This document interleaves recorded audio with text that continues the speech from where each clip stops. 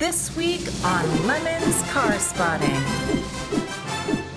Hey, it is Nick and Eric, and this is the new, leaner, better, smarter, faster Lemon's Car Spotting. Let's get right into it. Now, I have a personal connection to this because this is actually my friend Conrad's Fiat Multipla. Conrad, Lemons Racer, built the Lemons car that I will sometimes drive.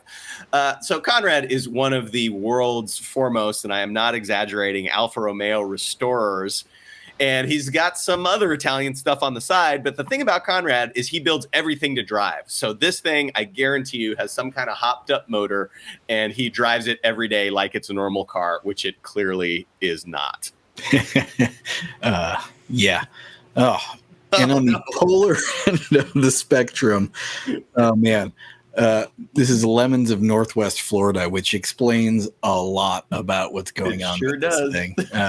It's like a circa 1951 Plymouth, I think, and it's on 22s, the classic hexagonal kind of snowflake-looking wheels, which is the last thing you ever expect to see on one of these. This is... I don't even know what lines it's blurring because there are so many things happening with this, but put a cage in it and bring it to Lemons. This is spectacular. 100%. Cranbrook sitting on them things. Oh boy, one of our favorite subgenres of Lemon's Car Spotting, the rare badge engineered machine. This one of the rarest, the Suzuki Equator, which was based on the Nissan Frontier. Is that what we decided? It doesn't matter. It was some weird thing to give to Suzuki dealers so that they had something to sell other than the Kazashi. So kind of a rare deal. You know, you get cool points among a certain crowd for it if you bring one out now. I don't know if it's a great Lemons car, but you could use it as a tow vehicle. Yeah, it's tow rated for something. Oh man. Lotus Elan, I forget the code on M100. It's the M100, yeah. Isuzu powered. Boy, I don't even know what to say about these. My uncle has one of these in purple, and he hasn't let me drive it. And I suspect that's because it is currently lotusing, which means absolutely not running because of the weird electronics in it. Supposedly, these are pretty okay little sports cars, kind of in the same mold as a Mercury Capri XR2. And if you're thinking of it in the same terms, you're probably approaching it from the right way. Indeed. A couple other options in whatever yard this is, I gotta say. Yeah. Next up, first gen Toyota, what do you call it? A Prius. Yeah. I had to go through Yaris and Echo to get there. These things are still like widely on the road, and both this car and the first gen Insight are incredible to me for being like the first example of that idea of technology that, of course, later turned into a mainstream thing. And they both worked just right out of the box, which is just really a testament to the R&D that went into this. I mean, it was a completely new idea, and it just totally functioned properly. We've had a couple of Priuses and Lemons, both second-gen cars, I believe.